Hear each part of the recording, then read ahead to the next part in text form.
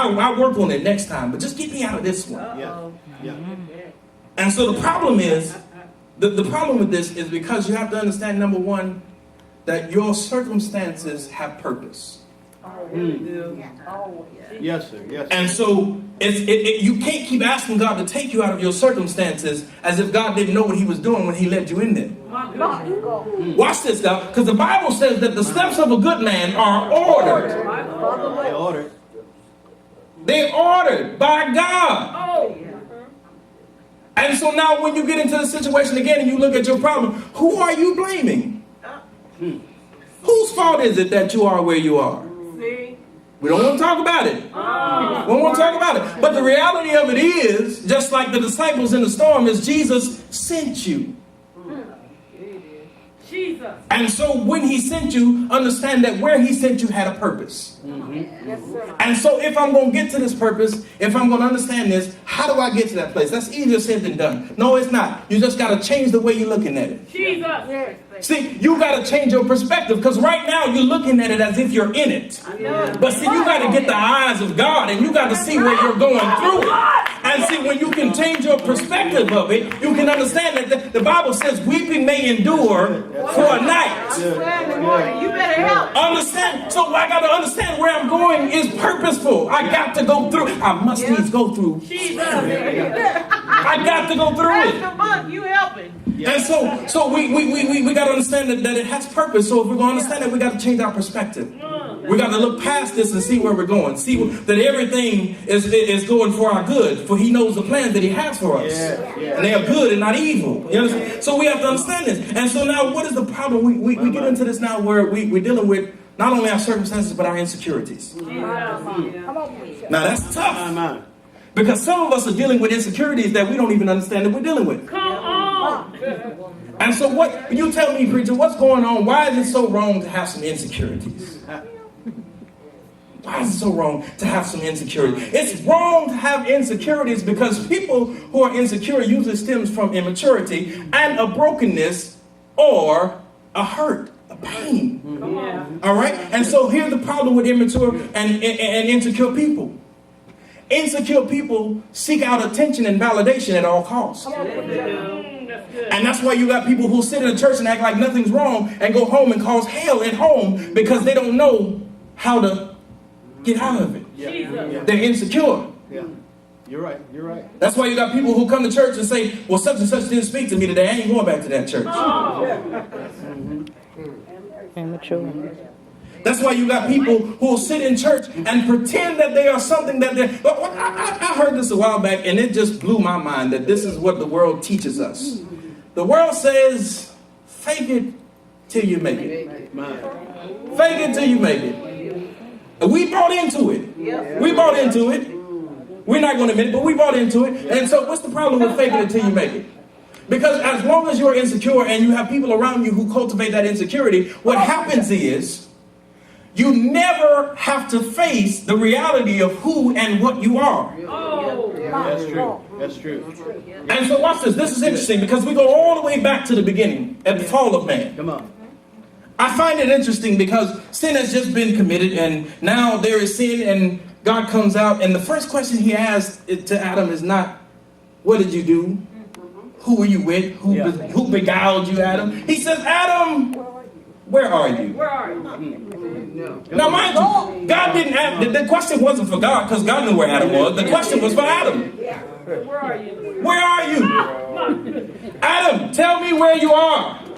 See, because we're not going to get past where you are until you begin to realize where you are. We can't go no further until you tell the truth to yourself. Come on. Adam, where are you? Where are you? And so we're dealing with these insecurities. And we never face who and what we are.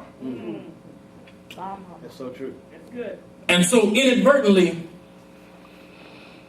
we slapped God in the face. Inadvertently. We didn't mean to do it, but we did it. Why? Because the Bible says that I am what I am by the grace of God. And so until I begin to realize that I am what I am by the divine design of God, and I begin to appreciate God for what he has made me, then I can grow who I am and what I'm supposed to be. But I can't get there until I appreciate what and who I am. And so because we don't face that, and so now we invert everything now. We got our own minds. Better not say nothing to me. Better not look at me crazy. Better not tell me what to do. Better not tell me I ain't no worshiper. Better not tell me I don't know how to praise God. Better not tell me I don't know my word. You're right. Mine. And so now, and the problem with an insecure person is that we don't need, an insecure person doesn't need a substantiation of what they think. You got the most beautiful person in the world. They believe that they're not beautiful. Right. Nobody can convince them that they are. Yeah. Come on. Yeah. And they don't need your substantiation to tell them that they're unbeautiful. You can tell them every day that they're beautiful and they'll never believe you. Yeah. Because in themselves, they believe who they are, what they made themselves to be. Yeah. And so worship is hindered now because worship requires me to submit myself to something other than myself. All right. And I can't do that because I'm insecure. I don't know what you're going to do with me. I don't trust what you're going to do with me because I saw what I did with me and you can't be much better than me, so what you going to do with me?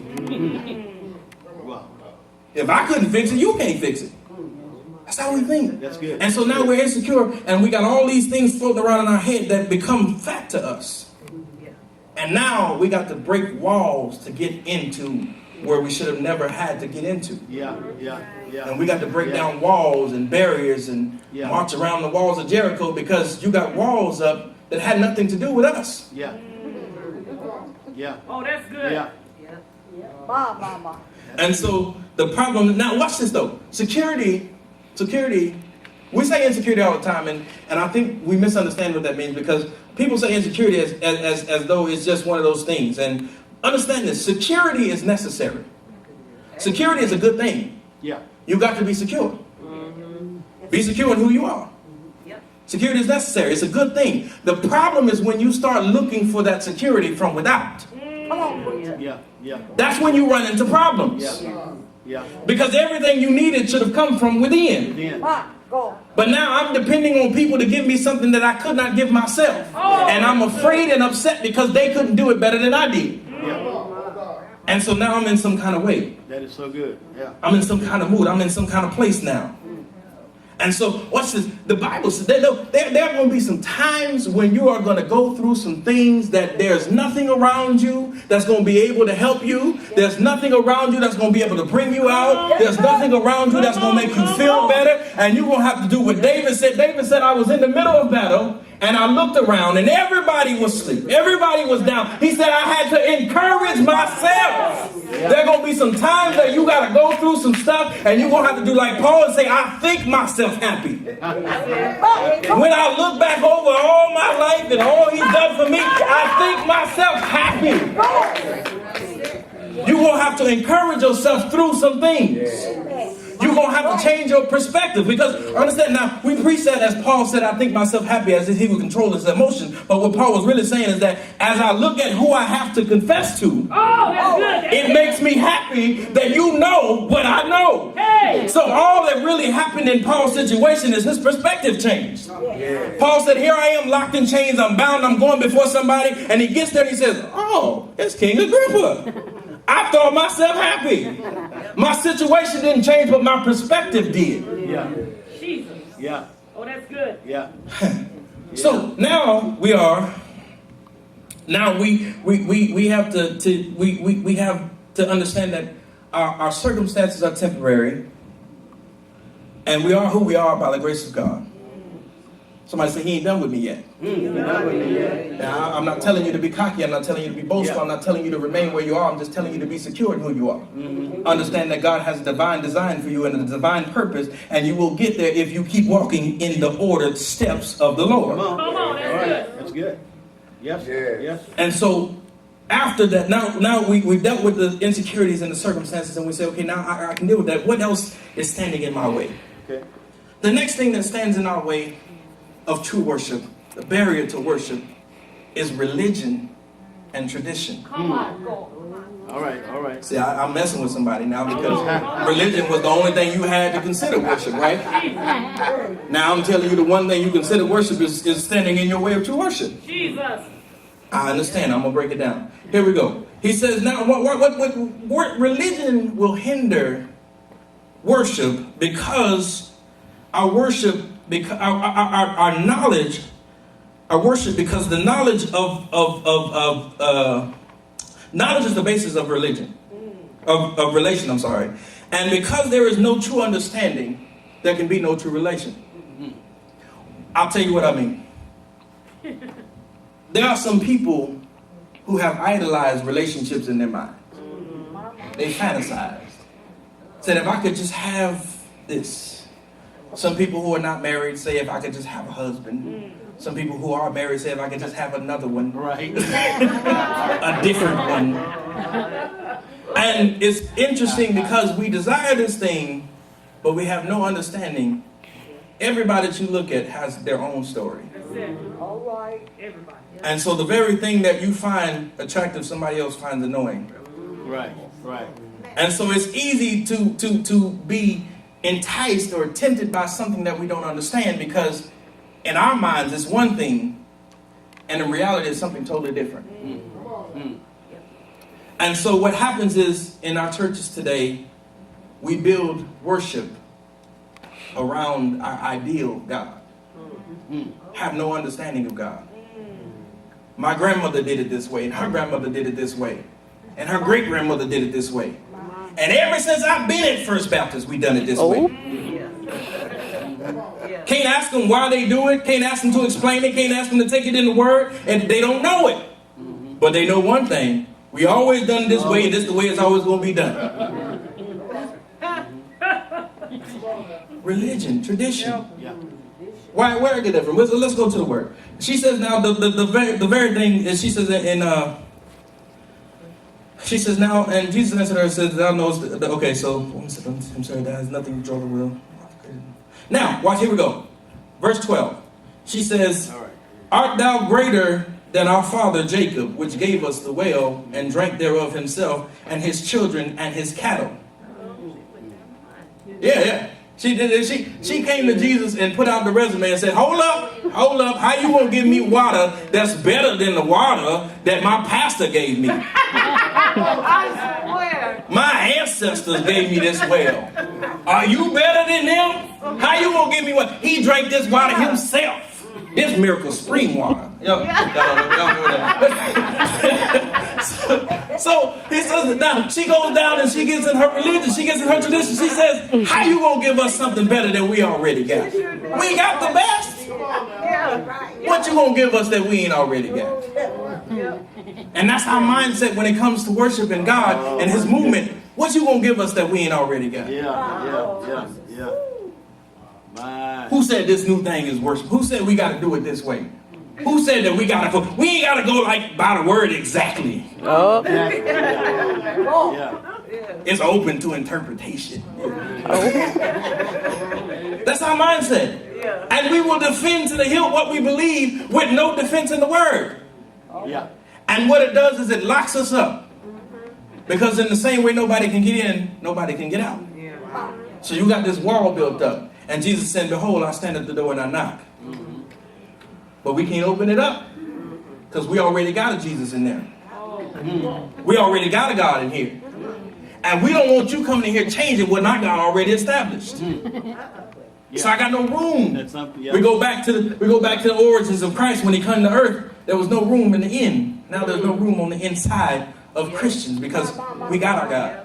Oh, that's good. We got a God that, quote, knows my heart. He knows my heart. My goodness. Yeah, I might do this every once in a while, but God knows my heart. We just create these gods that cater to us. The God I serve would never do that.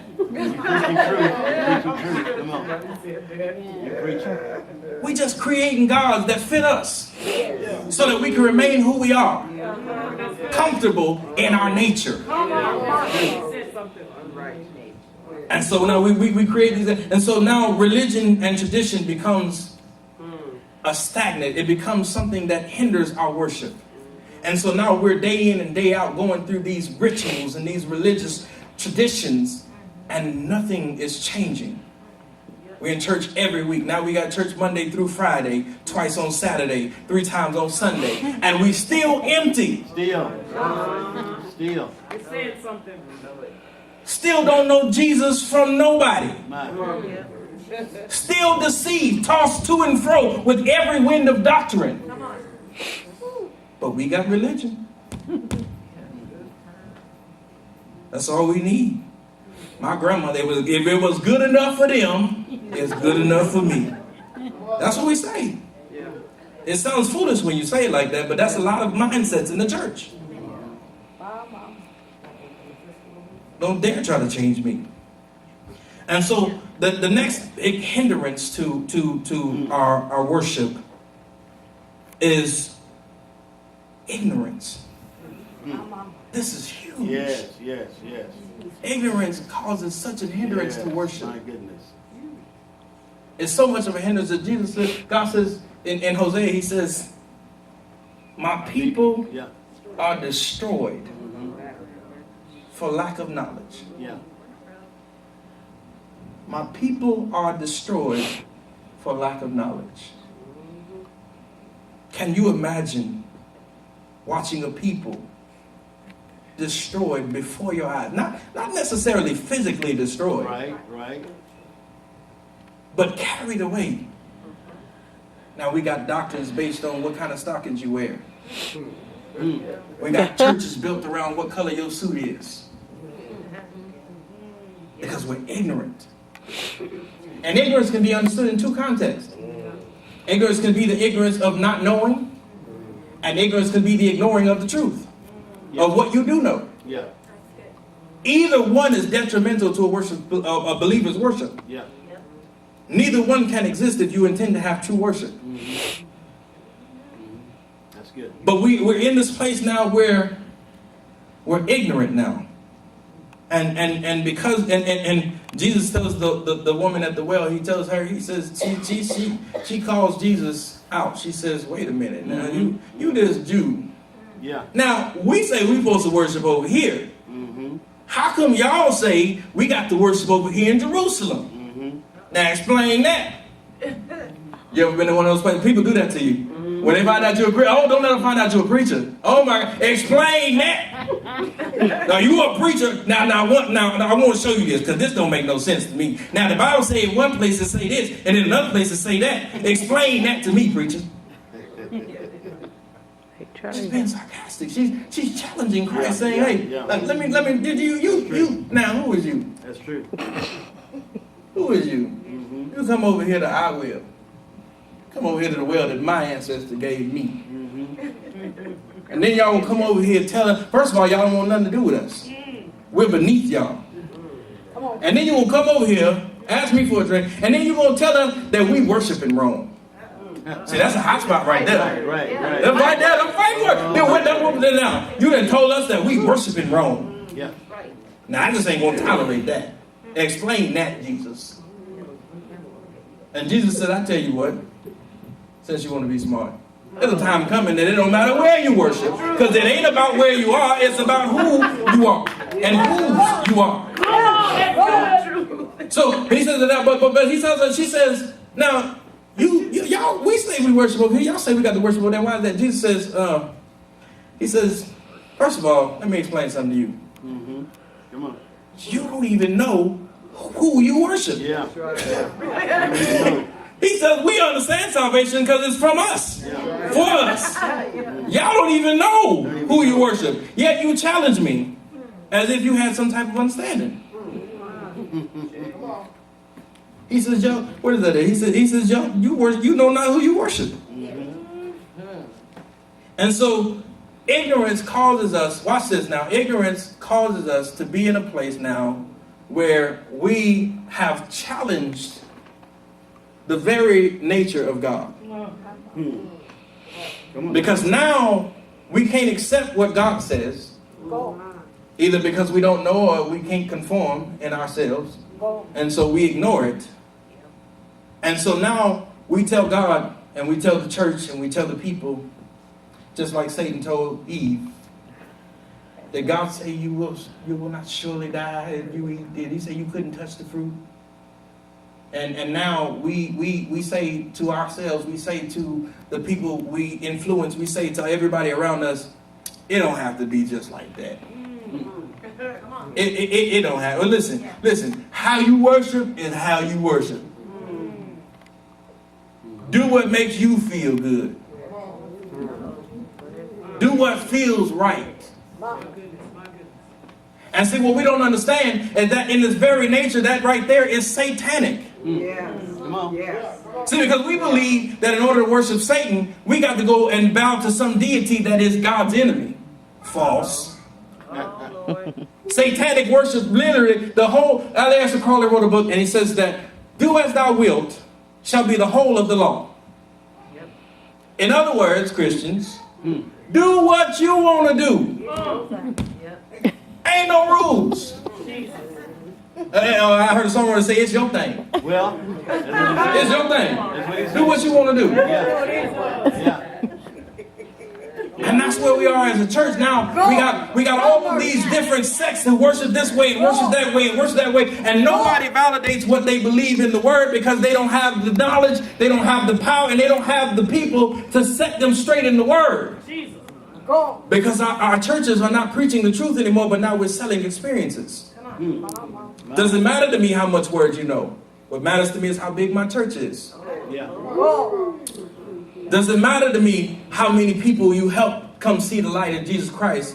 What matters to me is how big the tithes are. Oh, you saying something. Oh, we'll give back. You know, we do a bike drive every, we'll give some kids some coats, we'll give back. But what really matters is how much are you investing in me?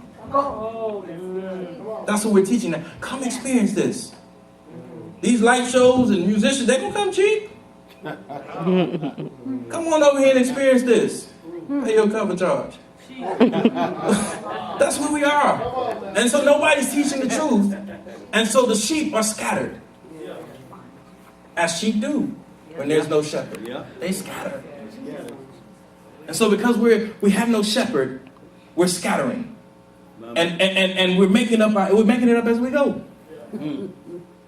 We're saying whatever feels right, whatever does right, whatever, you know what? And then you can find some preacher or would-be preacher to validate what you do, and all of a sudden snake worship is a real thing. Now all of a sudden you in this place now where it's been caught on. And now you got millions of followers on their way to hell. Now, I'm not damning anybody to hell, y'all understand? I'm just saying that we are in a place where we are leading people to hell because they